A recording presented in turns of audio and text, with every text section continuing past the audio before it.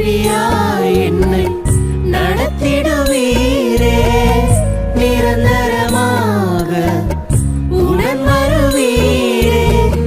நிச்சயமாகவே நீர் என்னோடு இருப்பதை உலகம் அறிந்து கொள்ள செய்திடுவீரே.